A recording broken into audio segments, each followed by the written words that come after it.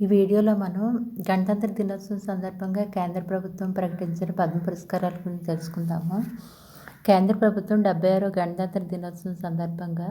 139 మందికి పద్మ పురస్కారాలను ప్రకటించింది. 7గురికి పద్మవిభూషణ్, 19 మందికి పద్మభూషణ్, 113 మందికి పద్మశ్రీ పురస్కారాలు దక్కాయి. పద్మవిభూషణ్ లభించిన వారు హైదరాబాద్ చెందిన ప్రఖ్యాత జీర్ణకోశ వ్యాధుల నిపుణుడు దువ్వూరి నాగేశ్వర్ రెడ్డి, చండీగఢ్ చెందిన సుప్రీంకోర్టు మాజీ ప్రధాన న్యాయమూర్తి జగదీష్ సింగ్ గెహ్లట్, గుజరాత్ చెందిన కుముదిని రజనీకాంత్ లఖ్యా, కర్ణాటక చెందిన లక్ష్మీనారాయణ సుబ్రహ్మణ్యం, కేరళ చెందిన ఎంటి వాసుదేవన్ నాయర్, జపాన్ చెందిన సుజుకి మోటార్స్ వ్యవస్థాపకుడు వసాము సుజుకి, బీహార్ చెందిన శారదా సిన్హా ఉన్నారు. నెక్స్ట్ పద్మభూషణ్ లభించిన వారు ప్రముఖ సినీ నటుడు ఆంధ్రప్రదేశ్ నుంచి నందమూరి బాలకృష్ణ,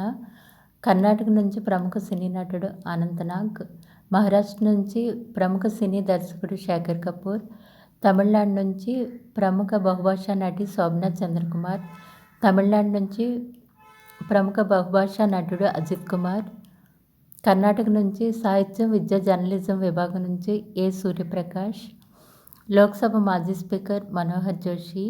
బీహార్ మాజీ ఉప ముఖ్యమంత్రి సుశీల్ కుమార్ మోదీ, ప్రముఖ గజల్ గాయకుడు పంకజ్ ఉదాస్, కళారంగానికి సంబంధించి అస్సాం నుంచి జతిన్ గోస్వామి, వైద్య రంగానికి సంబంధించి కేరళ నుంచి జోస్ జాకో పెరియుప్పరం, పురావస్తు విభాగం నుంచి ఢిల్లీ చెందిన కైలాష్నాథ్ దీక్షిత్, వాణిజ్యం పరిశ్రమల విభాగం నుంచి తమిళనాడు చెందిన నల్లి కుప్పుస్వామి చెట్టి, క్రీడా రంగానికి సంబంధించి కేరళ చెందిన పిఆర్ శ్రీజేష్, వాణిజ్యం పరిశ్రమల విభాగం నుంచి గుజరాత్కు చెందిన పంకజ్ పటేల్, సాహిత్యం, విద్య, జర్నలిజం విభాగం నుంచి ఉత్తరప్రదేశ్ చెందిన రాంబహదూర్ రాయ్, సామాజిక సేవా రంగం నుంచి ఉత్తరప్రదేశ్ చెందిన సాధ్వి రితంబర,